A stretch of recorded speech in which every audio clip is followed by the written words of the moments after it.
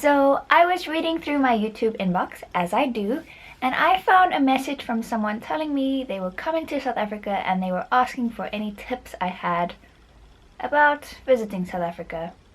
Now this is probably going to be the most useless set of tips you've ever come across in your life, but these are the things that came into my brain when I read your message.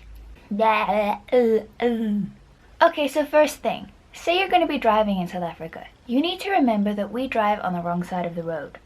This applies to escalators as well. Since I've been back, I've kind of been heading the wrong way and I've ended up looking like a salmon trying to swim upstream. Anyway, not the point. The point is, keep left, pass right.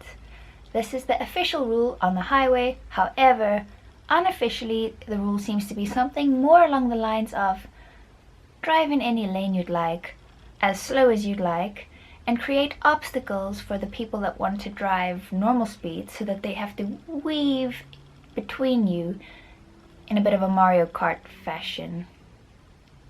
Also, when you're driving, you have to assume that all other drivers are baby monkeys that are texting or something. Expect irrational swerving. Do not trust anybody to stay in their lanes, particularly around a bend. Enter traffic circles with the utmost caution. We just don't know how to do it. We just don't know how to do it. However, I've heard that this is a Cape Town thing and that people in Pretoria and Johannesburg know how traffic circles work.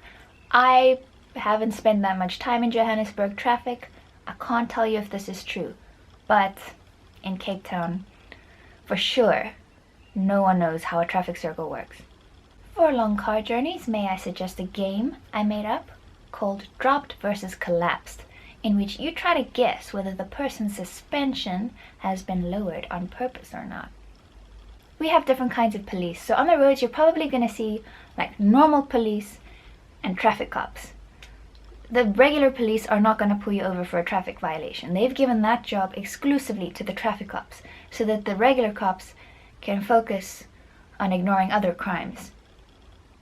Now with traffic cops, it's hard not to generalize because you hear so many bad stories about them, but for the most part, they seem to be okay people that aren't just out to get you, and they do their job properly. I have encountered a few hypocrites though. Once I was driving and I was approaching a stop street.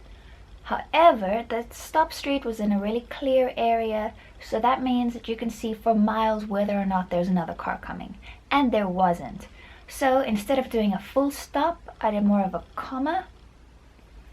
And the traffic cop decided to pick that moment to be driving towards me from the front. So it was like a three-way stop, which means if you go straight, you really don't need to stop for anyone other than perpendicular traffic. And there was no perpendicular traffic. However, there was a traffic cop coming from the front, and he would have had to stop in case I wanted to turn, or also for perpendicular traffic. Anyway, the point is, he wasn't looking at me, not stopping at the stop street, because he was too busy looking at his phone and texting, and rolling through the stop street without so much as a comma. Then, when you finally stop at a petrol station, you will notice a person in a uniform approaching you.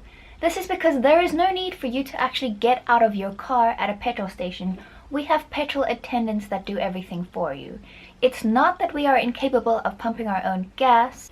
It's more the fact that unemployment is so high and there is some Job Protection Act of 19 however many that says we cannot fire petrol attendants. It's a really shitty salary though, so they rely heavily on tips, so please tip your petrol attendant. I would say at least 5 rand, which is about 30 cents to you. Then once you've reached your destination, please remove anything valuable from your car, especially if it's visible. Do not pick up hitchhikers and assume everything is a scam. You are more than likely going to encounter either a couple that approaches you claiming they've run out of petrol, or you're going to pass someone at the side of the road with their hood up, full family in the car including infant and grandmother, all saying they've run out of petrol or something like that. It's all a scam. If anybody approaches you and starts telling you too long of a story, it's a scam. Just say you don't carry cash and walk away. Get away, get out of the situation. It's all a scam. Do not stop your car for anyone. Do not trust anyone. Do not get in the car with cool locals you've met. Do not trust any individual person. I don't care how legit they look. Please don't trust anyone. You'll also notice that you can do a decent amount of shopping at traffic lights. You can get a strange variety of things at a traffic light. But anyway, it's also really difficult for me to actually say traffic light. I really have to concentrate because if I wasn't concentrating, I would just say robot. In South Africa, we call traffic lights robots.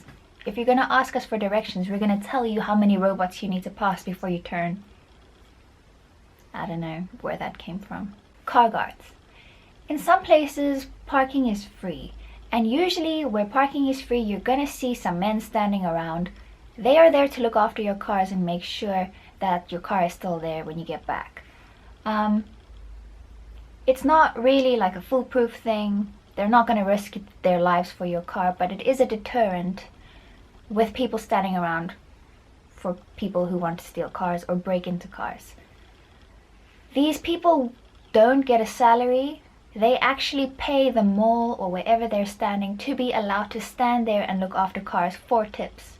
So please tip your car guards because they are actually attempting to make an honest living, unlike so many people in this country. However, if you actually have to pay for parking, don't tip anyone because then you've already paid for your parking. You might see a security guard standing around. He works for a salary. We don't tip him. He's usually wearing a jacket that says security, so that's not a car guard. Again, I would say tip at least 5 rand, but more if you can, especially because in most places where you'd pay for parking, you're gonna pay at least 10 rand. I keep talking about rand. Rand is our currency. If you are from anywhere else in the world outside of Africa, you're probably gonna get a great exchange rate. For example, for 1 of your euros, you can have 17 of our rands. Also, back on the topic of tips, we tip our waiters because a huge portion of their salary comes from tips. Usually it's about 10% of the total of the bill, unless you had an asshole and he had some kind of attitude with you, then like you don't have to tip the guy. Also, you can tip more if you feel like your waiter really went out of their way for you, but for totally stock standard service you tip 10%. Also, our emergency number, like our 911 number, is 10111. They teach this to us in school. It's 10111. And if you're gonna come here, please bring 2 forms of ID. I don't know, this is probably standard in anywhere that you go in case you lose your passport or something. But I feel like IDs just get stolen here a lot more than in other places. So bring 2 forms of ID, one, and keep them like separate from each other. Keep one on you and one back at the hotel or something. Also, we have really amazing nature here with mountains and things, and it's really great. So I would definitely recommend doing a hike. However, stick to popular routes. Do it in groups. Those groups should include men and leave excess or excessive valuables at home. Normally people are just giving you things you have to see and things you have to do in these sorts of tips videos, but I'm just concerned for your safety, so that's what I'm doing here. So maybe I'll move on from that and tell you some other things. Probably something I think you have to try if you're not vegetarian or vegan is you should definitely try droeworst or biltong. Droeworst is dried sausage and biltong is dried meat. Americans don't like it. They say it's like we started making beef jerky and then got bored. I don't know, I like it, it's great. So try it. Also, anyone I've ever met that has been to South Africa raves about our seafood. I personally don't eat seafood, but I hear and I'm told it's great and cheap. So try that. If someone starts a sentence with, "Yo massa," don't care what follows, you've pissed them off and get away. Another thing is, everyone speaks English, so it's not like I need to teach you any common words or phrases that you need to know. I think people will find it funny if you come out with some Afrikaans phrases for them, but there's absolutely nothing you need to know. Also, while I was in Finland, I got really used to the fact that If you don't hear someone or you want someone to repeat something, you don't have to do this whole long story of, excuse me, but I did not hear what you said. Do you mind terribly repeating that? Or whatever. You just say, what? And it's not rude, it's not considered bad manners. I really enjoyed that. Short to the point. I didn't hear you. What? So much so that we actually had some American people coming to visit our workplace, and the one guy started speaking to me from the floor above, and obviously I cannot hear that far, and I don't feel like screaming, excuse me. So I just said, what? And the look on his face was like, this child has no manners. And I was just like, I'm really sorry, but I am used to this now. When you come here, don't say what, say excuse me. I mean, you can say it to me, I'll understand, but to other people, say excuse me. And yeah, that's about all. I am gonna be incredibly angry at you if you come all the way to South Africa and you don't do a wildlife safari or something, because a game drive or whatever, I feel like is a bucket list experience for everyone. It is my favorite part about living in South Africa, is the fact that we have such easy access to wildlife and seeing wild animals in their natural habitat. You have to do that. I don't care how much it costs. If you're here and you leave without doing that, I'm gonna be pissed. You have to do it. I don't want anyone to be like, I'm never coming to South Africa because it's too dangerous or whatever.